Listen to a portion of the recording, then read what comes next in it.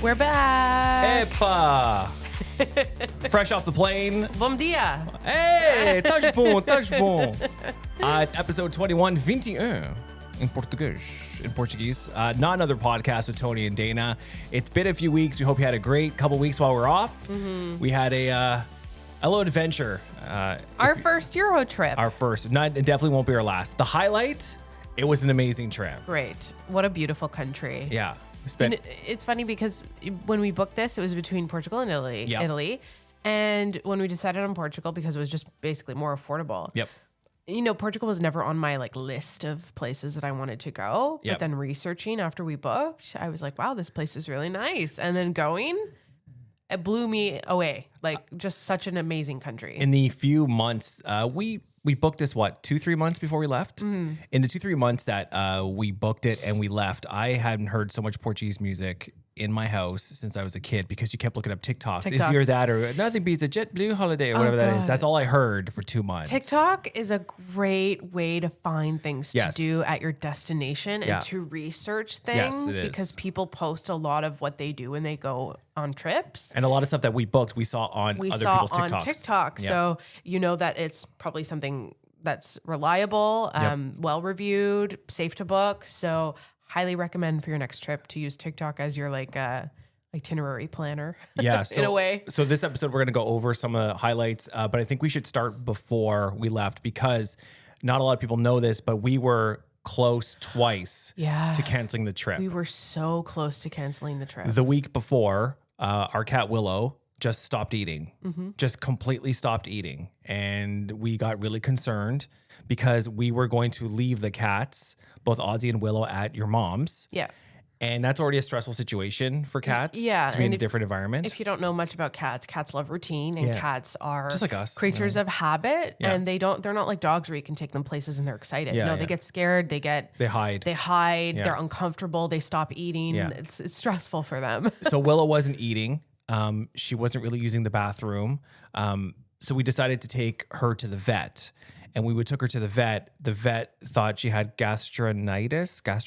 She also had a blocked anal gland. Yes. Which, been there, Yeah, that's right. We call that a prostate exam for guys. And it was infected, I believe. So they had to put her on some meds and stuff. Yeah, so some meds. So we were worried because we only had 3-4 days left, very stressed out. And then we brought her home on the Friday. And then Saturday, Sunday, Ozzy stopped eating.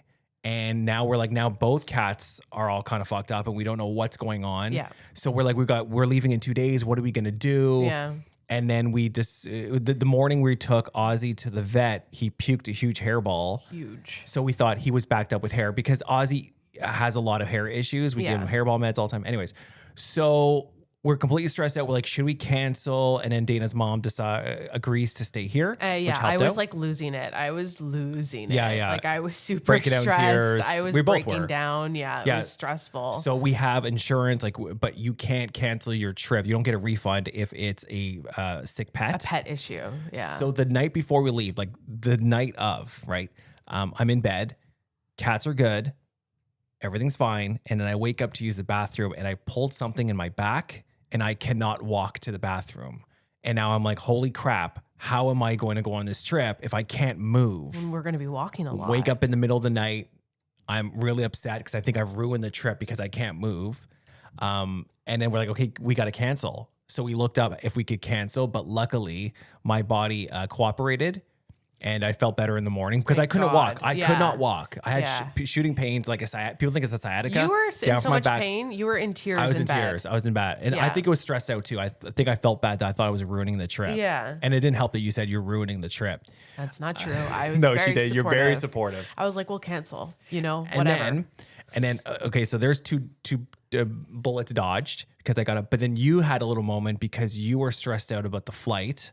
Yeah, for some reason, I'm not usually a nervous flyer, but for some not. reason, this flight was flights because, it's a connection. it was really affecting me. I don't know why. Yeah, you were so really much so upset. that I needed to go get lorazepam from my doctor. Yeah, you got anti-anxiety meds. Anti-anxiety meds. You really and freaked about the flight. there were some, I'm somebody who believes in signs, right? And, maybe this has shown me that signs aren't real, but the issue with the cats, there were so many hurdles that were getting in our way before the trip that I was like, should we just not go? Right. Is this just something telling us not Right. to go? So- and then you went to McDonald's one night before we left. A couple days before we left. Oh, yeah. it was on September 11th. I went to McDonald's on September 11th. I ordered something from the kiosk, and guess what my order number was? 9/11. You sent that in a picture to me, and I'm like, what the fuck? Yeah. Yeah. What the fuck? And you That's started losing creepy. it. Yeah. But again, you only see what you want to see. And there's a Reddit thread for people who have anxiety about flights. Highly recommend that thread. It's called Fear of Flying. The subreddit. Sorry, it's a subreddit, and it's all people sharing the things like, you have a gut feeling. You're like, I have a gut feeling. It's here. I feel it. Right. It's not a gut feeling. It turns out It's your anxiety. Anxiety. Yeah, your anxiety is playing Anxiety into it. manifests in so many ways, and it manifests in a gut feeling. And it manifests in the way that you are trying to convince yourself to see. So like all the signs saying not to go. It's an unconscious bias. So you're looking for signs that tell you not to go, not for the signs that tell you to go. Yeah, right. Right. So yeah, Fear of Flying subreddit was really good. I read it every single day because it was all people saying, I was so afraid, and look what I would have missed. And Even pilots are on that thread, giving people like reassurances about how safe flying is. Yeah, pilots. There was one pilot that was on there saying, if in my 30-year career, I'm sure if even 10% of everybody or 1% of everybody on my planes had a gut feeling that something terrible was going to happen. Right. Here we are 30 years later, all of those people were wrong. Yeah. So it's funny because you're not exposed to flying. If you're not exposed to flying a lot, and we talked about this before we left, I'm like, we get in our cars every day without fear. Yet having a accident in the car is so much more likely than flying. But also, I think that's because you have a sense of control in the car because you're driving it. True. So you have no sense of control on the plane because you're not flying the plane, and you're usually not driving over the Atlantic Ocean. So we got on the plane. Yeah. And the flight was, by the way, we paid for extra leg room. We want, this is going to be a 7-hour flight. Let's pay for extra leg room. Let's be comfortable. We're in the emergency row. We did not know that the emergency row, the seats are more narrow and they don't move. The armrest doesn't move. So it's myself on the window, Dayna in the middle, and Dayna's got, she's Iron Man on my left. She's been blessed with good hips. And a larger man on the left. Oh my God, he must have been almost 7 foot tall. I get why he booked the exit row. Right. But when he sat down, I was like, if I'm uncomfortable in this seat because of my hips, how does this guy feel? Because he's got wider hips than I do, right? And it was not fun. I did not enjoy that. Also him breathing on you. Oh yeah, he was also falling asleep breathing on me, which was lovely. And she kept turning to me. She goes, if this guy breathes on me one more time, I swear. Anyway, we made it through. I fell asleep. Yeah, you fell asleep, but the way she fell asleep, by the way, I think I'm gonna put a picture up of you on the plane. So Dayna brought an eye mask. She brought a travel pillow, which most people do. And she was wearing an N95 mask because we didn't want to get sick on the plane. Yeah. Right. So she looks like she's in the movie Outbreak. So I'm going to flash that up on the screen if you're watching on YouTube. So we got on the plane. It was a 9:30 flight. We landed in Portugal, 3 a.m. our time, which was 9 a.m. Portugal time. At 9:30. So. Oh, also, by the way, after popping anti-anxiety pills, I didn't get a wink of sleep on the plane. I forgot my melatonin. It's crazy that so I could not sleep. I can't believe you can't even sleep a wink. No, I can't. Plane. I think my brain is too much like, holy crap, you're like 30,000 feet in the air. And it wasn't comfortable. It was not comfortable. No, it wasn't the most comfortable. But when you're that tired, I feel like your body will just. But I think you're also on adrenaline because we're going to Portugal. Like, this is a big trip. By the way, they were so uncomfortable, those seats. On our way back, we switched to regular seats. Yeah. Like, that's how bad they were. That we paid extra for those seats, and we were willing to give up that money. Eat that money. That seat and go to a different seat on the way home. Sit next to a nose picker on the way home, but that's another story. Okay, so we arrive in Lisbon. Also we brought carry-on, but on the flight to Portugal, so many people brought carry-on. We were randomly selected to drop off our baggage at the gate.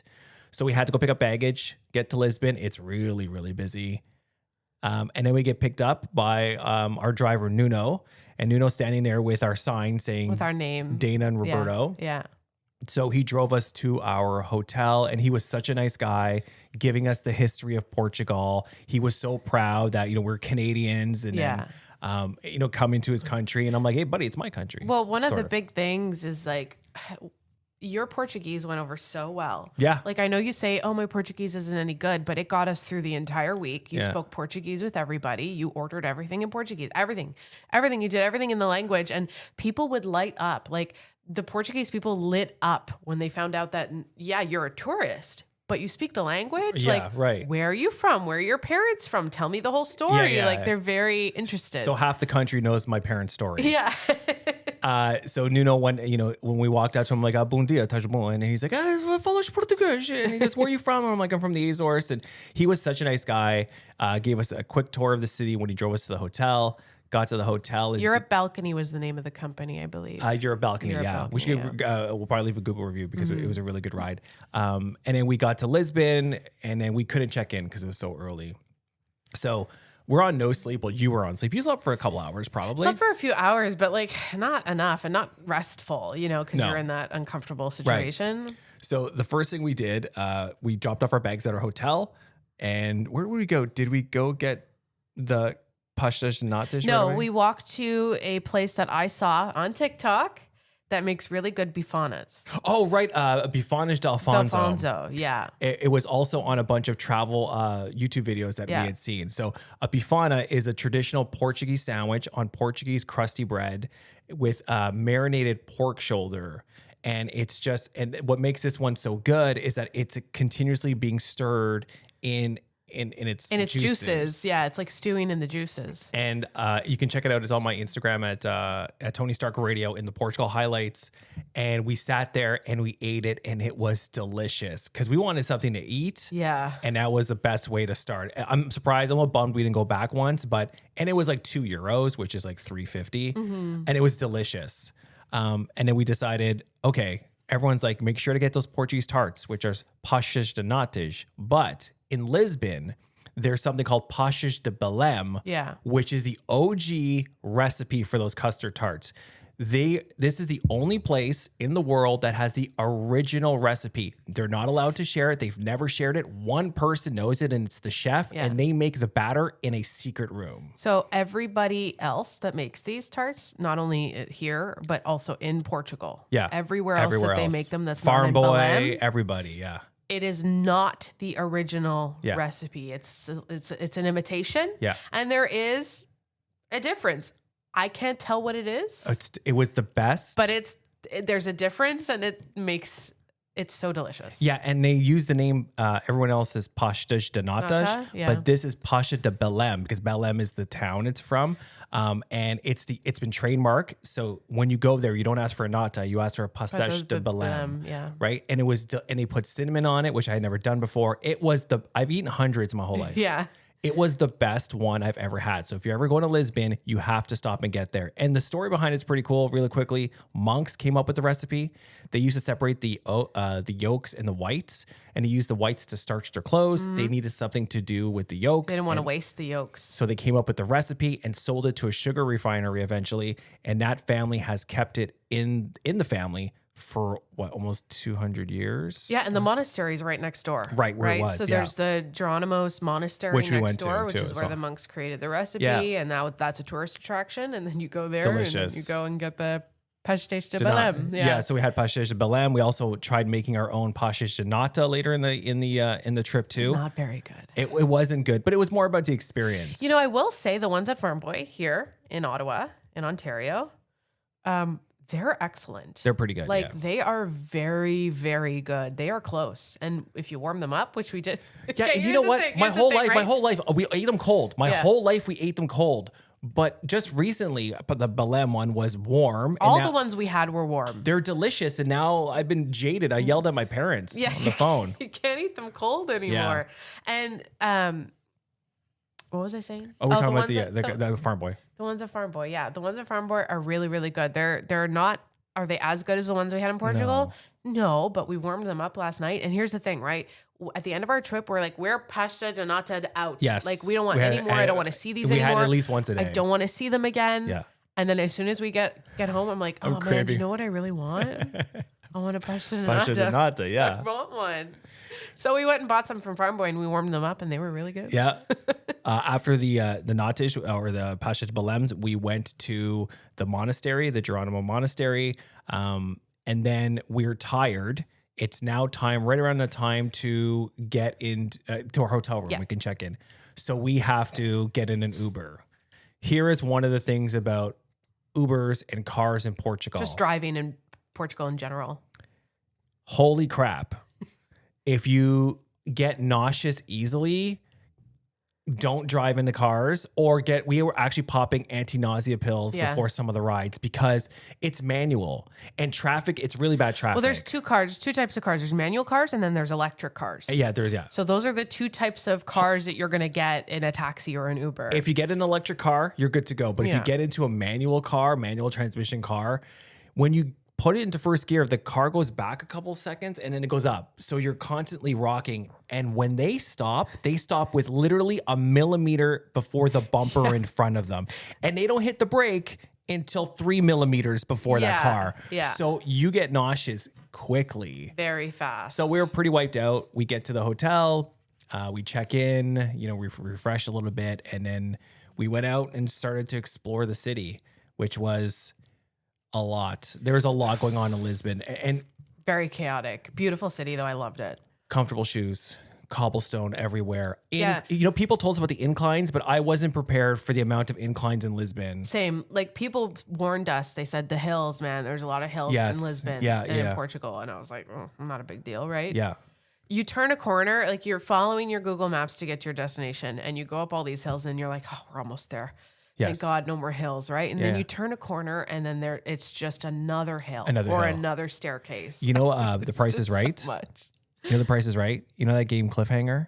That's how we felt in Lisbon, just constantly going up. But we logged 110,000 steps in a span of like 8 days. So, our calves are yoked, and it was the city's full of really nice people, beautiful culture. Delicious food. We had visited like the Lisbon Cathedral. We'd see so many. The architecture, it's just so different. It's just so different than here. But there's nothing like that here. Nothing is as old. Like stuff there is old. Yeah. Like it's so old and it's original and it's just so beautiful to look at, the small streets. And here, if we had cobblestone streets, they would have ripped them up to put smooth pavement, Right. Nothing against the parking lots with Starbucks and Royal Banks in Ottawa or in any Canadian cities, but you just look out and you can just see the culture and it really... Here it's more about the capitalism. Yeah, a little bit. But the cobblestones, the roads... You're walking along and all of a sudden you'll slip because one of the cobblestones will literally come right out of the ground. Yeah. So you need to be you need to be ready with your ankles, make sure you're sure-footed when you're walking around. Yeah. But it was full of tourists and lots of amazing things to see. Tons of tourists. I think you see more tourists than you do locals. Yeah, probably because Lisbon's a big tourist hub, right? Yeah. But everybody was so nice. Like all the locals were so nice at the restaurants. A couple things that threw us off about Europe. One is the tipping culture. That really threw us for a loop because when you're here, you tip like what? 15, 18, 20%. Not in Europe. And this was told to us by our tour group leader. Yeah.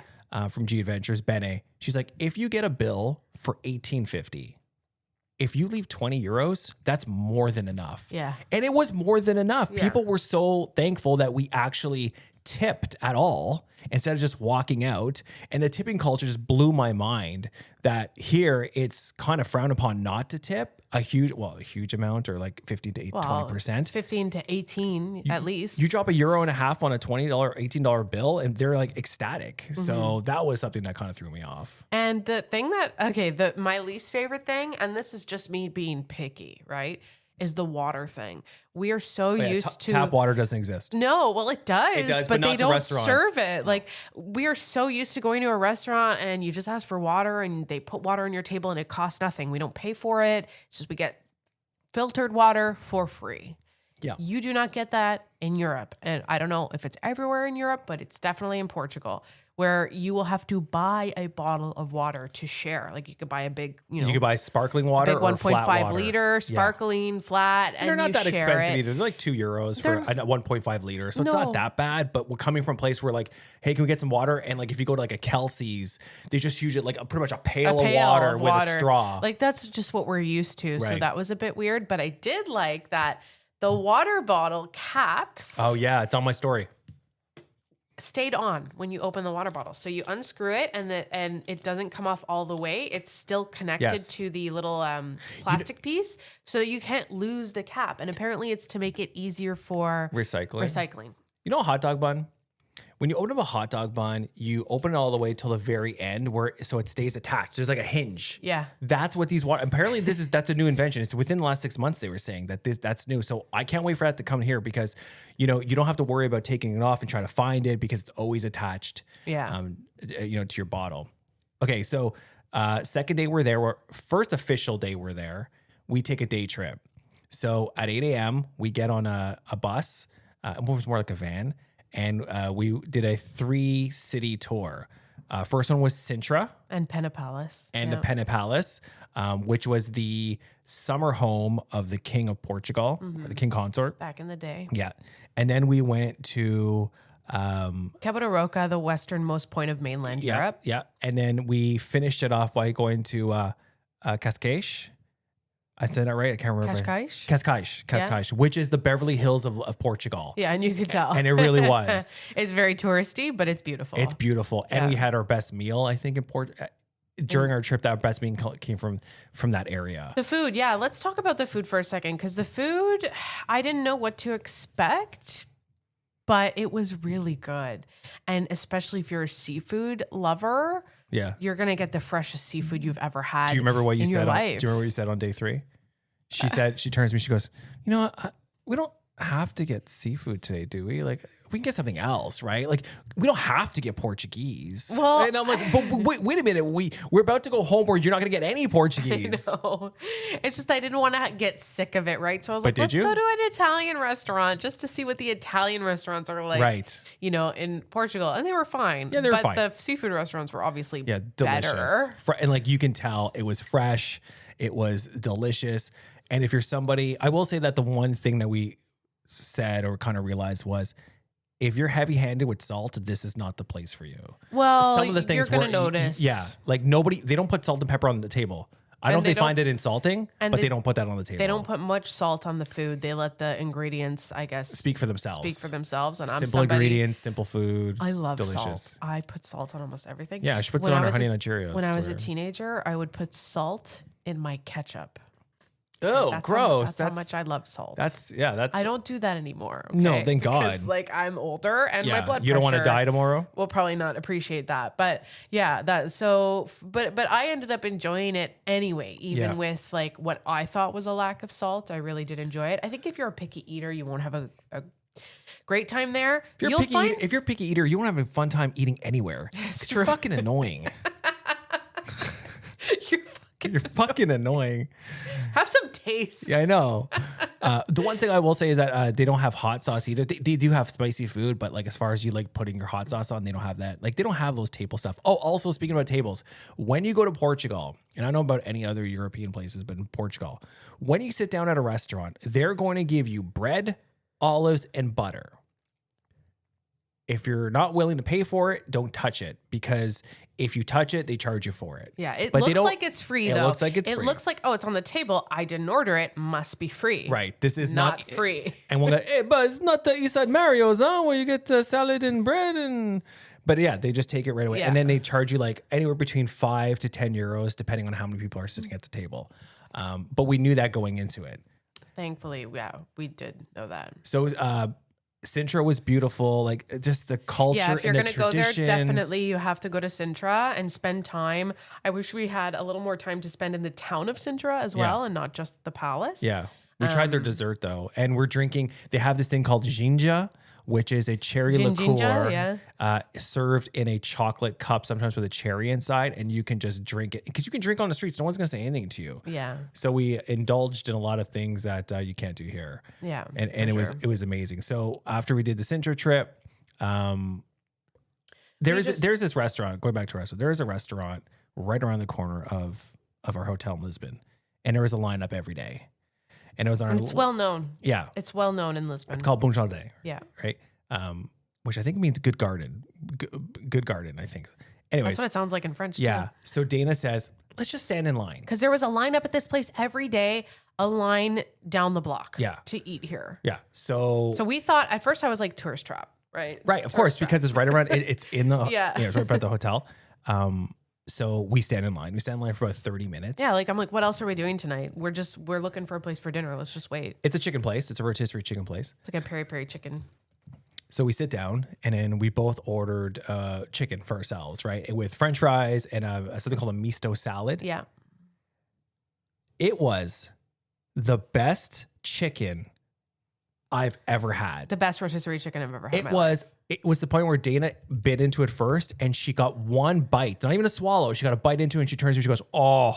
I was like, oh my God. The table beside us stared at us. Well, like when your expectations are low, I'm like, it's chicken. I've had it a million times. And then you bite into it and you're like, holy shit. It was the best chicken I've ever had. Like it made everything I've ever had, like rotisserie chicken wise, pale in comparison. And their salad, there was something about the salad that was so good. And the peri-peri sauce is not like here, where it's like an orange sauce. No, it was kind of like a oil. hot sauce. It was an oil. Yeah. And it was the perfect amount of spice and flavor. Yeah.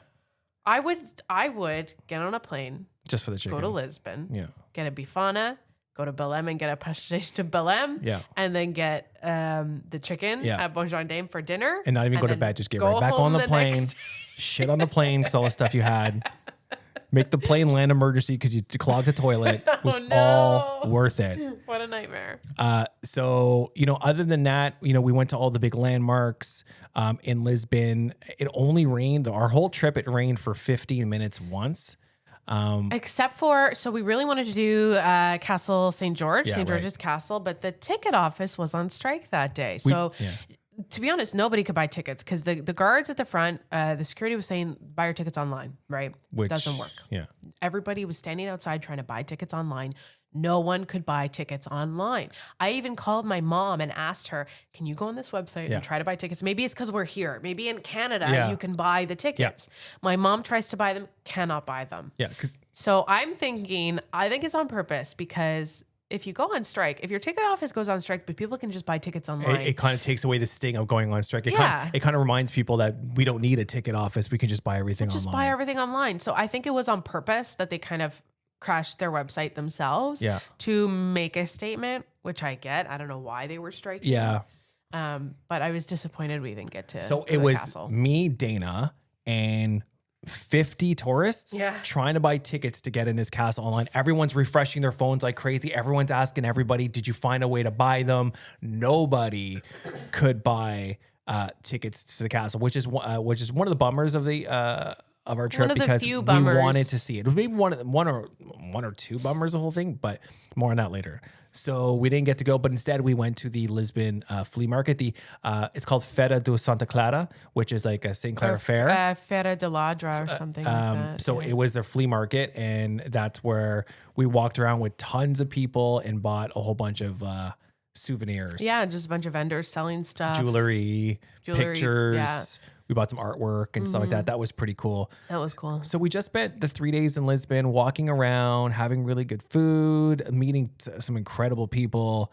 And then it was time to leave. Yeah. So we spent 3 days in Lisbon. By the way, our hotel room was right on like a really busy street.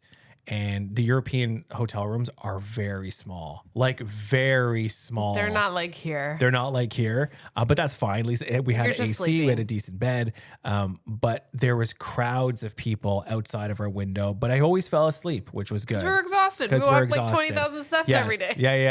Yeah. So a couple things I wanted to do, we didn't get to do in Lisbon. Castle St. George. It's a reason to go back, right? Ride the tram. Yeah. I really wanted to ride the tram. But it was time to leave. So our next stop was a small town called Coimbra, and it's more known. On the way there, we stopped first in Oh, a couple right. of towns, Obidos, which is like a very cute town, medieval town that has like a fortress. Yeah, it's a fortress around that it, which surrounds you the can city. actually walk on, which is Yeah. very cool. And then we also stopped in Batalha, which is the town Site, yeah. There's a battle big between battle. Portugal and Spain. where it happened. And, And there's an incredible Gothic Yeah, monastery. it's beautiful. It's like just to see it with your own eyes, like pictures don't do it justice. And by the way, if you want to see like videos of it, and it's all on my Instagram and Dayna's at Tony Stark Radio at Dayna Breezy. We posted like highlights and stuff. It really was beautiful. It was one of those things that we saw it driving up, and you have to stop the monastery in Batalha, because it's so striking. So we went inside, we did the tour, we're walking around, and then me, Dayna, and Bene, who is our tour group leader, we're sitting at this little rest stop, like in a little cafe, and we're having cappuccino and we're having bifanage, right? And then all of a sudden, this biker Portuguese biker. Portuguese He's got biker patches all over his leather jacket. walks up to us and he says to Dayna, he's like, I won't do the accent, but he said, what part of the United States are you from? And I said, Canada. And he starts laughing. He goes, oh my God, I thought you had a Wisconsin accent. Yeah, your accent. I thought you were from Wisconsin. I'm Yeah. like, oh, Yeah. I don't know what a Wisconsin accent sounds like. I guess it sounds like me. Yeah, I don't know. I Maybe don't know. more twang. Yeah. And then he went into this 10-minute passionate speech about what Portugal means to him and what the land is all about and where we were and the importance of the Batalha where we were, what it meant to Portuguese. He also apologized to us on behalf of the rest of the world for what the U.S. for what Donald Trump is doing to his friends. He said Right. to his neighbors. He's Yeah. like, you should never teach. It was such a cool moment because he's like, it's Portugal, it's Portugal and what it means. And he's like, there's so much beautiful parts of this country you should go visit. And he kind of gave us a rundown. It was a pretty He cool was very moment. patriotic and very welcoming. And it was just, it was really Cool moment. It was a cool moment for sure. And then, we went on to Coimbra, which is a university town, which the only thing really to do there is to go see the university. And the Oh, no. We got to stop. Hold on. What's hold it called? on. Janina Whoa. Library? Hold on. We're going to skip past the bus ride. Oh, the bus ride. Okay, so when we're in The Coimbra, bus ride to Coimbra. we're in Batalha, and the wind is picking up big time. Now you may have been able to hear Dayna sniffing a lot. Okay, so she caught something in Batalha. She was sniffing like crazy, but for some reason, Portuguese stores do not have Kleenex. No. We couldn't find a Kleenex anywhere. Luckily, I had a few. So on the bus, I had one Kleenex. I'm down to my last Kleenex. Yep. And my nose is a faucet. Yeah. And I have nothing. I'm using my sleeve, but I can only use my sleeve so much before that starts to get disgusting. Before it looks like a rag. And then I'm like, I have no choice. I have this one Kleenex and Yeah. it's wet and it's used and I'm still Yeah. using it. It was so disgusting. But that wasn't the problem. Okay. No. The problem is that when we stopped at that little cafe to have coffee and a sandwich and meet that Portuguese dude, about 20 minutes later, as we get on the bus, we have an hour ride. And my stomach starts going, I don't know about that Be a menu. great place to shit. And I'm like, oh no. So it's an hour ride. I'm like, and I start feeling the pressure. And I'm like, oh no. Keep talking. Yeah. Speaking of Kleenex, I need a Kleenex. Okay, so going back to it. My stomach is now doing, my stomach is at the circus. It's doing somersaults. It's like acrobat. I'm like, oh my God. Okay, just get there. About 20 minutes into the ride to the hotel, we hit a massive traffic jam. Massive traffic jam. It was bad. And my brain goes into, oh my God, I am going to shit on this bus. I am going to be that guy. Yeah. I'm going like either I'm going to go on this bus right now, or I'm going to ask him to pull over so I can go on the side of the road so everyone can join my shame. And I was like saying, Dayna, and I'm starting to break out into a sweat. I am freaking out. I'm like, Dayna, I can't. And we're constantly looking at the Google map. And you know when you've seen a traffic jam on Google Maps, it's red. Have you ever seen a deep red line? There's a darker red to Never indicate seen. worse traffic. And we are rolling through traffic, and I am rolling through my emotions right now, and I'm freaking out. And I'm like, this is it. This is what's going to happen. Yeah. Everybody on this bus from now on, when they go home, someone's gonna be like, how was the trip? And they're gonna be like, oh, Portugal was beautiful, but you won't believe what happened on our fucking bus. Some dude just took a shit right in the middle of the bus. that was gonna be me. Yeah. I was freaking You would be out. the stain on their story, figuratively and literally, for the rest of their lives. Is this TMI? No, everyone has to shit. Everyone has to shit, okay? Everybody poops. I had to go really, and I was holding it and I was breathing, and Dana's like, just breathe. I felt like I was pregnant and you were talking me through the contractions. Just breathe.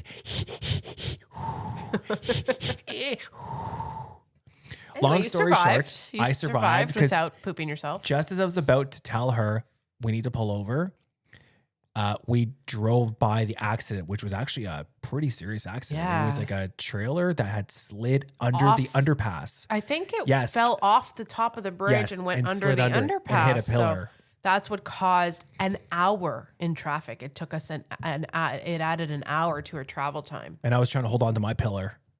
But luckily we got to the hotel room. That's disgusting. So we now, get to, now we- that's we- too much. Okay, I'm sorry. Now I'm sorry. that's too So we much. get to Coimbra, and it's a little university town. And we spent 2 days there. And Coimbra is a university town, and that's all you really need to know. It's a cute little city. Coimbra, it's very cute, but it's a day trip for me. I don't think I would have spent more time there or the same amount of time there that we did. And I got sick. Yeah. I even had a fever one night, and I was like worried that I was going to end up in a Portuguese hospital. Yeah. I was like, thank God we got insurance. I'm pretty sure you were trying to get into some Portuguese hospital after what happened a couple times. There's more on that later, but we get to Coimbra. You're not feeling well. We can't find Kleenex anywhere. We're stealing napkins from restaurants to get your nose drenched.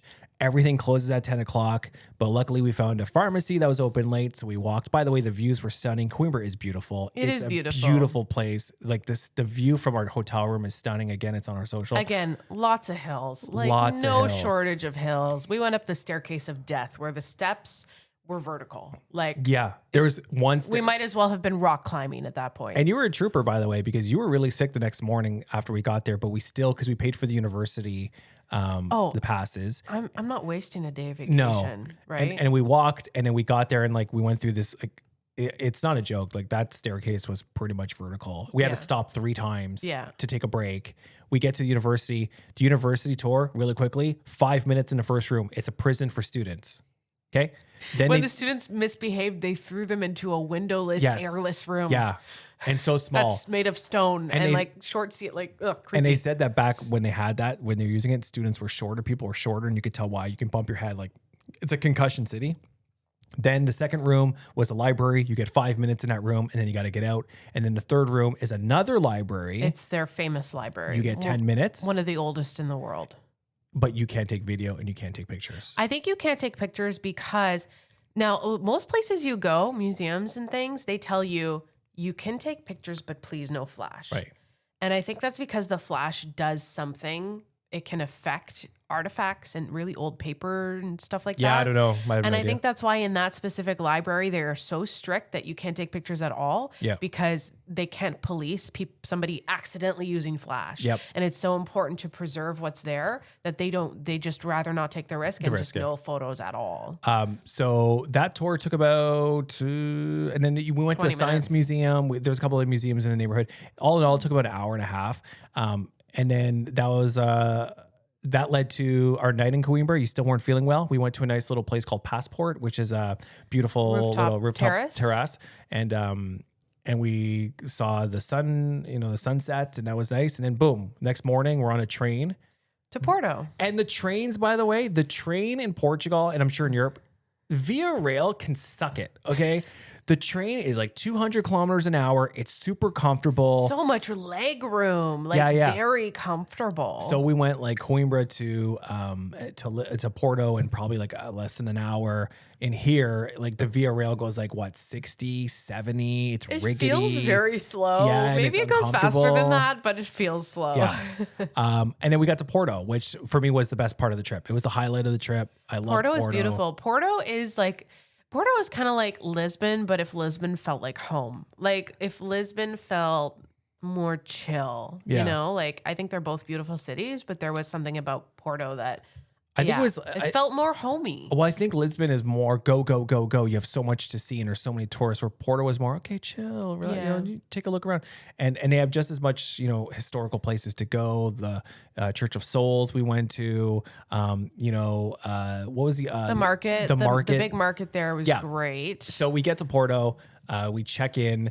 And then our tour group's like, okay, we're going to go on an orientation walk. And the first place we go 5 minutes in is the Porto Market. And this market has got everything. Food, booze. By the way, you can buy wine and beer and walk around and drink. No one's going to bother you. It's got like little shops everywhere. So we're walking around and we're trying to find something to eat. And then we come across a counter that's got just sardines on Melba toast for €2. We buy them, we eat them, we look at each other, we're like, yeah, we're not leaving. And then we tell the group, yeah, guys, we're not going. We're staying here. Well, we're going to stay here. Yeah. So we just walked around. We had a cappuccino, and that's what it was. It was just so chill and relaxed. So after that, we decided, okay, it's time to go to McDonald's. Yeah, but there's a reason. So we obviously didn't want to do chain restaurants when we're in Portugal. No. But this specific McDonald's in Porto is... the fanciest, it's known as the fanciest McDonald's in the world. It's called Imperial McDonald's. Imperial McDonald's. You walk in, there's chandeliers. There's chandeliers on the walls. There's mirrors on the walls. There's chandeliers on the ceilings. Yep. There's an old staircase that goes downstairs. Like everything is very, very fancy. And the reason we find out because of that is it used to be a cafe. Yeah, it used to be a cafe. Right. Years and years and years ago, it used to be this old historic cafe, and that cafe ended up closing. And then McDonald's came in and was like, well, we want to set up shop here because this is a great place for a McDonald's. And the city said the only way we'll let you set up here and buy this space is if it remains untouched. You cannot renovate it. It has to look the same as it always has. You can't mess with the aesthetic. Yeah. So McDonald's was like, okay. And that's why it's known as like the world's fanciest McDonald's. And it was packed. And a couple things. So we bought a couple things. They sell beer. So we bought a couple things on the menu just to try it. That's not sold anywhere else, or at least here. You got the chicken fingers. Yeah. I got the McBeefana. Yeah. which was not great. Well, it wasn't. It was edible. It was fine. So we just tried it out, and and then that was it. It was the one thing on the list we wanted to do. And to be honest, everyone on our tour group, they all wanted to do it. Everyone had the same kind of list, and McDonald's was on there. So we did, and we just kind of went from there. Yeah, and then I saw a sunset cruise that people raved about on TikTok for Porto. So I booked that for us, and it ended up being probably one of the highlights. Douro. Do you want to talk about sunset cruise? Do you want to talk about getting to the sunset cruise? Oh boy. Okay. So here's the thing cruise about at 5:30. Cruise at 5:30. Here's the thing about Tony. Like, the stereotype is women take so long to get ready, right? Well, he's a stereotype. He takes forever to get ready. I am always ready to go and leave before he is, no matter the situation. No matter what it is, I am ready first. Yep. So we're thinking 40 minutes is enough time to get there, right? We call it Uber at 10 to 5. At 10 to 5. It's a 23-minute drive, but apparently there's some traffic. So now that drive is 30 minutes. It's a 23-minute drive, and the Uber's 9 minutes away. And remember, traffic has made it become 30 minutes. Yeah. So the Uber's 9 minutes away. I'm like, why did this guy, he's 9 minutes away. Why would he accept the ride? Yeah. Right? So I'm like, oh, shit, we're fucked. And we're waiting. I'm like, well, there's nothing we can do now. We're just going to have to wait for him. And he ends up canceling after 5 minutes. So he's wasted 5 minutes and he cancels picking us up. So I'm like, we're fucked. This is it. And so you try to find another one. I tried to find another Uber and he is 8 minutes away. He's 8 minutes away. I'm like, this is useless. So thankfully you went down the street and found a taxi. Yep. And it's this old Portuguese guy, does not speak English, which is fine because, we said we're going to Douro Marina. Yeah. Very simple. He knew where we were going. Yeah. So I'm looking at Google Maps. I'm like, okay, he's got to go left here because left is shorter. Even though it looks like there's traffic, it's shorter. It says 25 minutes. The other way is 30 minutes. What does he do? He goes the other way. And she is like, she's stressing. And now I'm feeling bad because I feel like I'm responsible and we're going to lose our spot. You were feeling really, really bad. They tell you, they're like, we'll give you 5 minutes. If you're not here by 5:35, we're gone. So Dayna's messaging him and be like, we're in an Uber. We're trying to get there. And like, yeah, okay.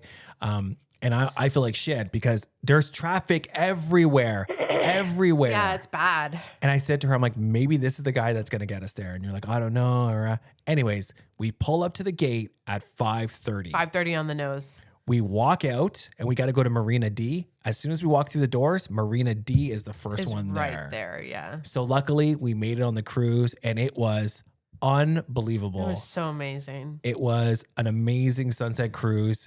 We met some very cool people, some Americans, one from Texas, Florida. They were really nice, but just the scenery, like looking around that water and seeing the houses on the cliffs, on the river, and the sunset, it was gorgeous. They get some of the best sunsets ever. Like the sunset that we saw was one of the best I've ever seen in my life. She even said that our tour group, the boat leader Inez said, this is one of the nicest ones we've had all year. Yeah, and she's like, hey. You sit down. We sat at the front of the boat. We got a good seat. Yeah. This is what we're gonna do. We're gonna go out to the ocean, stay in the river. Here's your wine. Here's snacks. Some snacks. Do you want a bottle? It's $10 for some green wine. It's up to you. And then he just kind of left us. Gave us blankets when it got cold. And the sunset was something I'll never forget. It was gorgeous. And then you go across this bridge that looks like the Eiffel Tower, and then you find out that it's the same designer of the Eiffel Tower that did that bridge. And the Americans were great too, because the guy, and we thought, this guy's from Texas. Yes. He lives in Florida. And no. We're sitting in front of him and he's talking a lot. I'm like, oh, this guy's so annoying. Shut up. And then he ends up being a retired military Air Force. And him and his wife were amazing. They were so great. And he's like, one of my favorite things about being here, no red hats. And we were like, thank God. And it was an amazing experience. Got tons of pictures of the sunsets, and just, especially when they give you the blankets and you're out there, because it gets cold on the water. So we're done the sunset cruise, and now we're heading to a family-run restaurant to have this dinner that was recommended by the boat leader. So we're walking along. We're trying to find the restaurant.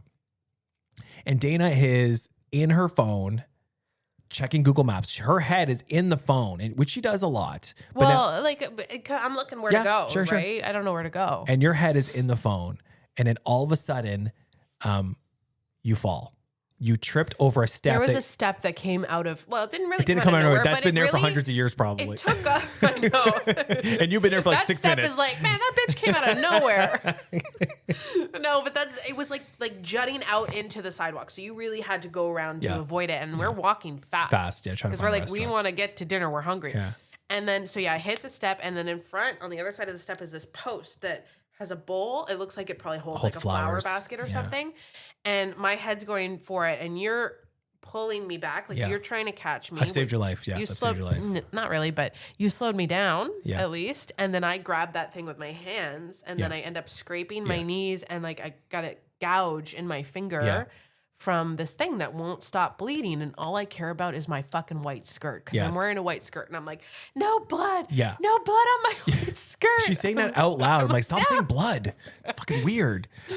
So you're like bleeding.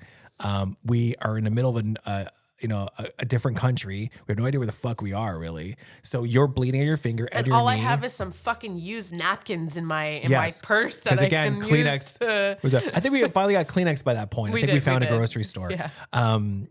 So anyways, there is an older Portuguese woman. She's probably in her 70s, about a quarter of a block away. And she is yelling at us, asking if we're okay.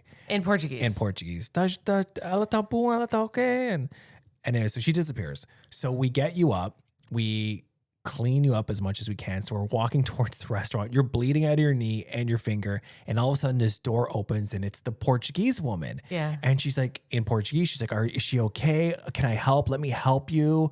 So she's like, do you want anything? And then I asked her for rubbing alcohol. She went in the house. She came out with rubbing alcohol, a cotton ball, and iodine. And she goes, here. And she helped us get you cleaned up, which I think was one of the sweetest moments. In a weird way, it was one of the highlights. Yes, it was. Because it was so kind, of her to, and she was waiting for us to cross so she could help. And she was apologizing. She goes, I don't have any Band-Aids. I'm so sorry. She goes, do you want to come in and clean? So we cleaned you up. It was a really sweet moment. Actually, to be honest, it kind of encapsulated the trip in a way where everyone was so nice and inviting. So we clean you up. And we get to the restaurant. Dayna has this red cotton ball on her finger. We walk in and I ask the guy at the restaurant, do you have any Band-Aids? He goes to the first aid kit. He grabs a bunch of Band-Aids and we got you bandaged up. Yeah, and thank God, because like the one on my finger for some reason was really bleeding. Like it wasn't stopping. I needed to get something wrapped around it, which I did, and then we got to eat, and all was well. Yeah. So we had dinner, and we were recommended the seafood rice, which is, if you saw it on our story, it's a big pot full of like shrimp and prawns and lobster and all this stuff. And we also got I got Dayna to eat sardines, because when we walked in, they were making sardines outside on the barbecue, and it smelled so good. I'm like, we need to get sardines. I'm used to canned sardines. Love canned sardines. But yeah, these were really good barbecued sardines. The only problem is it's a lot of work. The bones. You have to rip the spine out. Yeah. And I was showing you how to do it and stuff. And then, so that was our second last day in Porto. So that was kind of a very cool experience with that lady helping us out. So. Yeah, and then the last day I know she listens to the podcast. She doesn't understand English, but she listens to the podcast.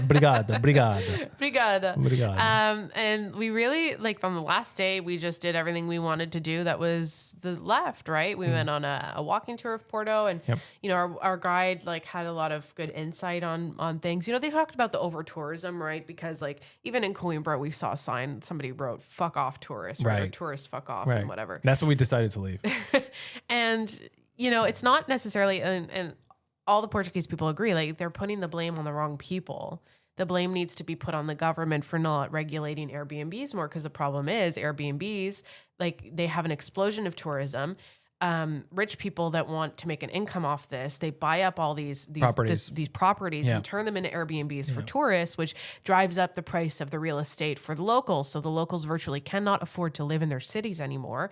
So they said, like, you know, if you're a tourist and you want to be a good, quote unquote, good tourist, don't use Airbnbs. Use hotels. Use hotels, because when you spend your money at hotels, it goes directly back into the economy of the city. Yeah. Whereas in the Airbnbs, the money just goes in the pocket of some asshole that wants to, you know, exploit the town and make money. So besides, honestly, Airbnbs are good for groups. But when you're traveling like this and going to Europe and stuff, like if you're a big group, Airbnb is probably better. But I don't want to fucking clean up after myself on vacation. Yeah, I don't want to strip the bed sheets, take out the garbage, run the dishwasher. Fuck off. Like I want to, and then maybe get still nailed with a cleaning fee, even though you fucking did all that shit. No, I would much prefer to stay in a hotel anyway. Yeah. So, and then we did the walking tour, and then we decided we also went to the gardens. They had a pellet where they had the peacocks. Lots of birds, peacocks, roosters, ducks. Yeah.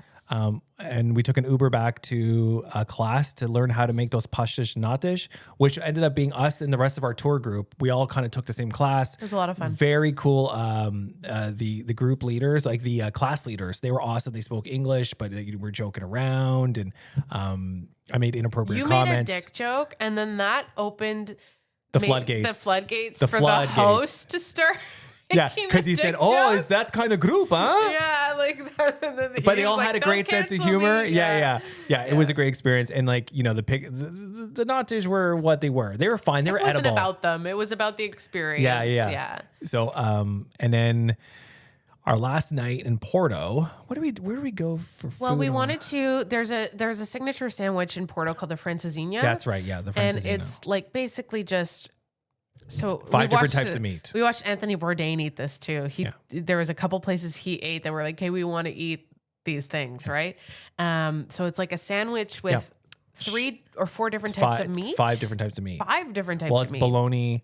I think there's sausage, chorizo, ham, there's maybe steak and ham, I think. And then so it's between 2 pieces of bread. There's no vegetables in this, by the way.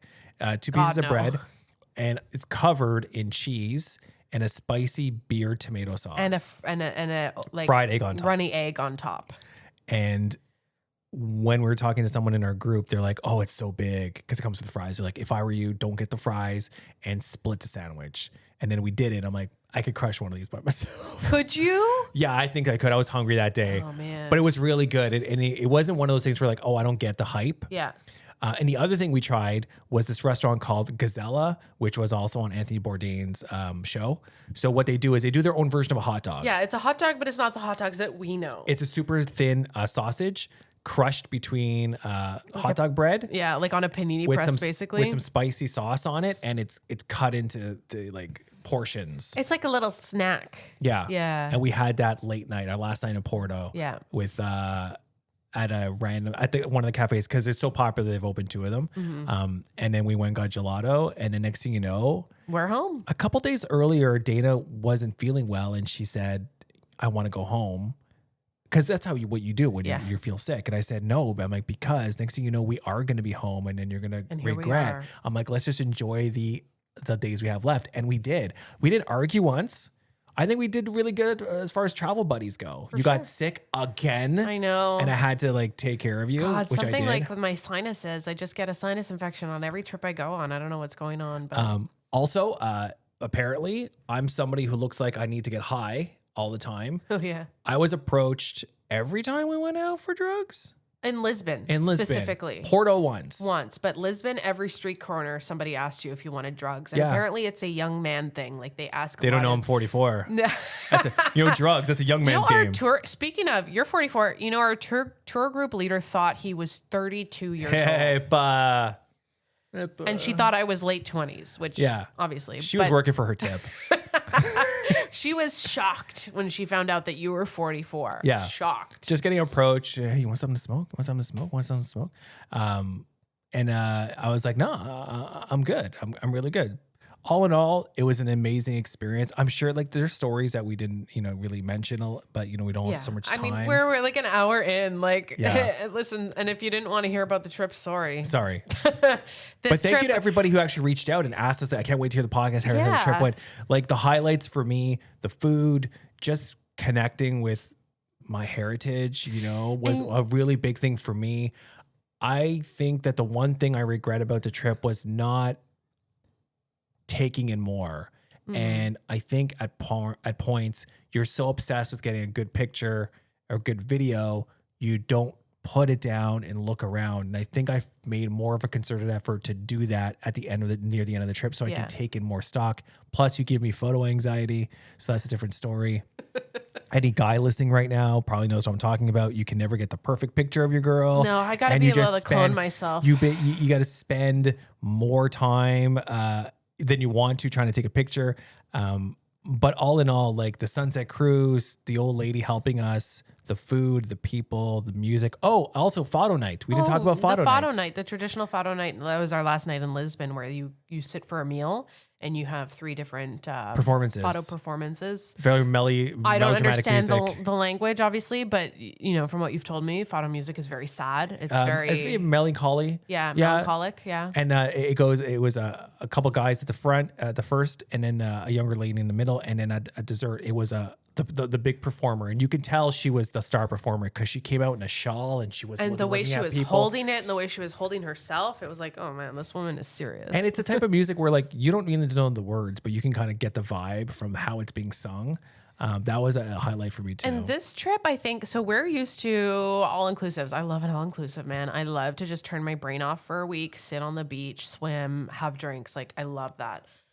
But it doesn't do anything for your soul. No. I felt this did something for my soul in a weird way. I just feel like seeing all these old buildings and these monasteries and like these ancient things, this history, being in the same place as them was really, really fulfilling in a different way. Yeah. And our travel agent, right, Krista, she even said, she was like, you're going to come back and you're going to be like, oh my God, I want to do that again. Yeah. We want to do the rest of the country. We want to do Madeira. We want to do the Algarve. We want to do the Azores. Madeira. Have you seen planes trying to land there? Okay, fine. I don't know. We want to do the Azores. It's a little crazy. I want to do the island because that's where my parents are from. Yeah, the island for sure. We want to do the Algarve. We want to finish off the country because let's be honest, I think we fell in love with the country. I would go back to Lisbon. Just spend another day go there. to the castle finally. Yeah, eat some chicken. But all in all, like it was an amazing experience. If you're somebody who's, thinking about doing it, I would say do it. There's some things that you need to know before you go, touristy things. But that's all stuff you can either ask us or learn from YouTube videos. Yeah, for sure. And I was so scared, and I was like, why was I so scared? I find at my older age, I'm becoming fearful, and I don't want to be like that. Yeah. And I know if my mom's listening, my mom knows that's how my mom is, right? And my mom was like, I don't want you to be like that. Mm-hmm. But I don't know if it's an age thing where you just become a little more scared. Of getting out of your comfort zone? For some reason, I was so afraid of everything. The flight, getting here, walking around. Like I was so like, my brain was firing off all these worst case scenarios, and then it was fine. Well, it's also because we've never done a trip like you've never done a trip like this. No, I know. Where like we were in control of everything. Like it's not where you go to an all inclusive and you wake up and you go to breakfast and you go to the pool and then you go to lunch. Like this is like, no, we got to go here, we got to go there, we got to go there. And you like pretty much mapped most of it out. You call me a passenger princess, but I'm very excited to continue to be part of the monarchy because you did a great job planning. Where you were like, let's do this, let's do this. I'm like, yeah, man, let's go. Oh, by the way, but one more even thing. when we go to an all-inclusive, it's funny. I know everything. Like we get there and I'm like, that's where this is, that's where this is, that's where this is. And you're just like, I don't know. Cool. Where's the bar? Is it fine? I'm just here. Great wine, great food. Oh, also the last night we were there, a very cool moment was we went to see the sunset on the bridge, on one of the bridges. Porto has 6 bridges. And there's so many people there. They're playing music. There's like a lawn of people sitting. You're sitting on the bridge. People are selling booze out of their coolers. So we bought like 2 glasses of wine. The lady wanted 2 glasses for 6 euros. I'm like, how about 5? Yeah. And she goes, yeah, okay, 5 is good. Yeah, take it. Yeah. So that was another highlight as well. So excited to do it again. Yeah. If we go back to Portugal, or if we go to Italy, or I think the next trip will probably be an all-inclusive, right? If we do another trip, I think so. Like I got to get away from the winter. I just can't be I can't winter do a blues. Full winter with no break in between. Well, I hate it so if this much. unemployment break continues, we'll have more time to do that. It's fine. Although you know what, I don't. That story came out this week about WestJet. Oh yeah, they're And going their to be changing some of the seats to be non-reclining. Non-recline. You're going to have to pay extra. Economy used to come with seats that recline. And you're going to now have to pay extra if you want to sit and have the privilege of reclining your seat. And I'm on TikTok and I'm reading some of the comments on the news story from CTV about this. I am actually shocked by the amount of people who think that it is rude and you should not recline your seat. I'm shocked by it. Okay, I'm somebody who told someone to unrecline their seat in front of me once. I think some seats recline a little too much. I think when your tray comes down and by them reclining, your tray is now in your chest almost, that's too much. So maybe less reclining would be better. But I like just to feel recline. like, yeah, like I've never had an issue with the seat in front of me being too reclined. I've always had room to get out and come back in. And, my table tray is only down when I'm eating. That's it. So I've never had that issue. But I think that if a seat reclines and somebody's in it, then they have the right to recline it. Is it courtesy to ask the person behind you, hey, is it okay if I recline? Sure. But if you say no, I'm still going to recline because I paid for that seat, right? Yeah. But I'm surprised to know that that's apparently an unpopular opinion. A lot of people think that we shouldn't have reclining airplane seats. Well, make the seats comfortable enough that you don't want to recline that much, and then we'll go there. Oh, speaking of the plane ride home, me and Dayna switched our seats the day before. And we looked at the plane and the plane was almost half empty. We're like, oh, let's pick a row that there's no one in front of us and no one behind us. So we can recline. No one's going to do shit about it. We're not going to bother anybody and no one can recline on us. Mm-hmm. So we switched our seats, downgrading from our extra leg room. And then guess what? All these people are getting on the plane and this plane is fucking It's full. packed. It's sold out. It's sold packed. out. But me and Dayna picked a middle and an aisle. Who the fuck is going to pick the window seat with 2 people they don't know? A nose-picking 80-year-old man. We are sitting there. We are sitting there and we're like, more people are coming, but no one's sitting beside us. And me and Dayna are like, oh my God, we're so close. We're going to lift the armrest up, get a fucking jibber, mile high. What? I mean, we could lift the... What? I didn't say. I think we could lift the thing, get a little more space. We watch Schitt's Creek. It's great. And then we're sitting there, and they're starting to close the doors. We're like, oh my God, yes. And then all of a sudden, this confused 70-year-old man starts walking. And listen, that plane was 95% Portuguese people from Toronto. Yeah. So he comes on, and then he looks around, and we're in row J, 39J, and then he turns and he's looking across from us at 39K, and he's looking around. He's confused. We're like, fuck. And then he turns and he goes, huh? And he shows me the passport, his ticket, and it says it's the window seat. And I'm like, in my head, I'm like, fuck. And he is lost. In Portuguese, I'm like, foda-se. This guy is so lost. He doesn't know where to put his bag. I have to put his bag up somewhere else for him. And then he raw dogs the whole fucking flight. No. Remember, he got up to use the bathroom once and you thought he died in the bathroom because he was gone so long. He was gone forever. Yeah. Well, you're 70. Things don't work as quickly as they used to. But he sat there and did nothing. Yeah. He didn't even turn his screen on. He picked his nose. The whole flight. Yeah, he picked his nose. Disgusting. But he did that the whole flight. And I'm like, I can't, there's a generation of people that knows how to be bored. Yeah. They know how to be bored. They actually, I feel like, look forward to it. Yeah. In a way. Oh man, people are gonna be so surprised about how bored I look. And then we were getting off the plane, and we're not these people. We wait for our turn. Because, everyone gets off, they grab their luggage and they go about their way. But Dayna was like, I want off this fucking flight. I know. I was just like, I'm uncomfortable. I'm standing up. Usually I just sit and wait. But I was like, no, I'm standing. By the way, I had to sleep on my neck pillow because the seats on Air Transat were so uncomfortable. You need to sit on your neck pillow? I sat on my neck pillow. Yeah, I thought you said I needed to sleep on my neck pillow. No. I had to sit on my neck pillow because the seats were so uncomfortable. My poor ass took a beating. I know how that sounds. You need more meat on that butt. I know. Anyway, so we're trying to get off the plane. Dayna is pushing her way through early. I'm behind her. And then the guy, the nose picker, he's trying to, in Portuguese, he's telling me, go, go, go. And I'm like, where the fuck do you want me to go? I actually snapped at him. I'm like, I didn't snap at him. Yeah, like, I wasn't. Like, where do you want me to go? Where am I supposed to move? Like, look at her. Like, she's not going anywhere. What do you want? I couldn't go any further. Like, go, go, go. I'm like, no, I'm not going. I'm like, sit down. I told him, like, sit down. The doors aren't even open. The doors aren't even open. Yeah.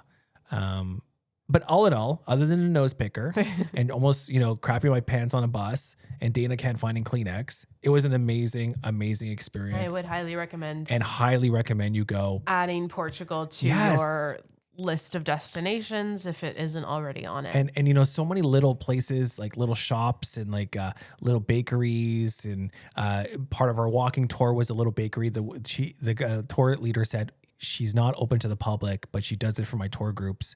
Have some chocolate cake. Yeah, she only sells to restaurants. Fucking amazing. Amazing. Cake. By the way, we both gained 5 pounds. Yeah, that's not that bad. No, it's not bad. I don't think that's not bad. So all in all, it could be just water, Yeah, water weight. Yeah. All in all, like, it was an amazing experience. And thanks to everybody who was messaging us through it, asking us how things were going and wanting to hear about it. I know, and I didn't want to be too annoying about it because, like, I don't know. I love other people's vacation photos, videos, and stories. I love them, but I don't know how other people feel about mine. I assume I'm being annoying all the time. Yeah, I was a little surprised that you weren't. I took more pictures in this trip than I've done over the last 5 years. Yeah. And I felt like my posting was borderline harassment. I think I lost like 4 or 5 followers because I was posting on my stories so much. Yeah, I probably lost some too because I don't think that's why a lot of people even follow me for that kind of stuff. But whatever. It's like, it's your page. You want to preserve the memories on your profile. And plus, right? I want to show people how beautiful Portugal was. Yeah. And it was beautiful. And that's the one thing I'm going to take away from it was just looking out over, just looking out onto the mountains and just seeing stuff like in Sintra at the castle, or in the town of Sintra when we went to Cabo de Roca. It's just so beautiful. Palm trees randomly, beautiful homes, different colors, all that history. When you live here, you don't really know it. You don't know about that stuff. And then you go to these places and you're like, holy shit, look how beautiful this is. It also does kind of make me want to do a touristy day in Ottawa. Just be a tourist for a day here. Go to the one of the Starbucks that are still open. RBC Bank. Can you believe they closed 9 Starbucks in the city? You know which one? Actually, the one at Sunrise Shopping Center really surprised me because it's in a mall and there's a lot of foot traffic. Built-in foot traffic. I don't understand that one. And then they closed one at Innis, and the one at Elmville. We used to love going to that one. They closed the one by where I'm working part-time now at a club. I was that bummed out about that. But before we finish, one thing. So we've had jet lag for 4 days. Worse on the way home. I thought it was going to be worse on the way there, but no, it is way worse on the way home. So we're sleeping the same time we usually sleep when we were before we left, but the jet lag really screws us up. We're tired a lot. waking up. I was waking up at 4 or 5 in the morning, just being like, I'm awake now. Yeah, I'm wide awake because it's a 5-hour time difference. Apparently, it's 1 day for every time zone you fly over, and we did 5. So 5 days. Today should be the last week because Stacey's day. Yeah. So we landed. We had 1 day at home, and then we went to our neighbor Matt and Jill's wedding, which was, by the way, an awesome time. Amazing, beautiful wedding. Look how nice these people are. Great food. They looked amazing. Yeah, it's not easy to pull off all red suit, was and Matt had burgundy, an all yeah. burgundy suit. Man, it looked good, and so did Jill. So congratulations to the couple. But they did so many things at their wedding. By the way, we were like half asleep, but we wanted to go because they're friends. I of was ours. fighting for my life at the dinner Yes, table. at the table. She was like I falling was asleep. fighting for my life. So I was like, okay, this is what we're gonna do. We're gonna go. We're gonna get a drink. We're gonna have dinner. We're gonna have a dance. We're gonna have a dance, and then we're gonna go. that's it. And then that turned into, okay, no dance. We're gonna get through dinner and we're gonna go. Yeah. We know we're gonna go through dinner and get through the speeches. Yeah. And then we're gonna go. So we show up and they probably had, let's say, ballpark 75 people at their wedding. Every plate had a personalized note from Matt and Jill thanking us for being there. And it wasn't just like, oh, hey, Roberto, thank you so much for coming. It was like, Roberto, I'm so happy we've become friends. You got such great sense of humor watching the Raptor games with you. It was like They were actually personalized. Yours Something mentioned the about you. podcast. Mine mentioned the podcast and how they listen to the podcast. And we talked about weddings. Right. And they put that in there. And I'm like, wow, that is amazing. I know that was probably Jill. No disrespect to Matt. It's all disrespect to Matt. Matt, I'm here for you. I'm taking slings for you. No, but like that, like the writing, like that's such a sweet, thoughtful thing. I've Yes. never seen that at a wedding before. Yeah. And now my expectations, It's hanging on the fridge. my expectations for future weddings, it's a little higher. Yeah, by the way, a little higher now. Guys, you got her talking more about weddings is not helping me. And also they have napkins with imprints of their cat and dog's faces on them. Saying the drinks are on us. Hilarious. So cute. Loved that. Very Yeah. thoughtful, very cool ceremony. Congratulations to you guys if you're listening. Sorry, nothing I but was the falling best. asleep at the dinner She table. was. By the way, in case you're wondering, we got through your speeches. We got through the speeches. We had the dessert, which is delicious. And then Dayna was sleeping 5 minutes later when I I was was driving sleeping home. in the car. Yeah, like that's that's how tired I was. You think this is good? You think we should stop here? I think we've talked enough about ourselves for 1 week. Yes, I do. Thank you so much for listening. None other podcast. Remember, we're on YouTube, Spotify. Hit follow. We've crossed 200 subscribers on YouTube. I'm gonna get my ears pierced. It's in the works. Yeah, amazing. Just been busy.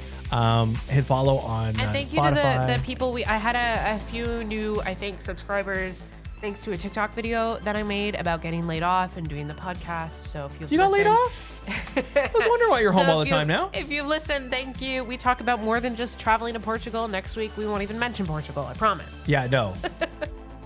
Maybe, you never know. Thanks for listening. Another podcast with Tony and Dayna. We will see you next week.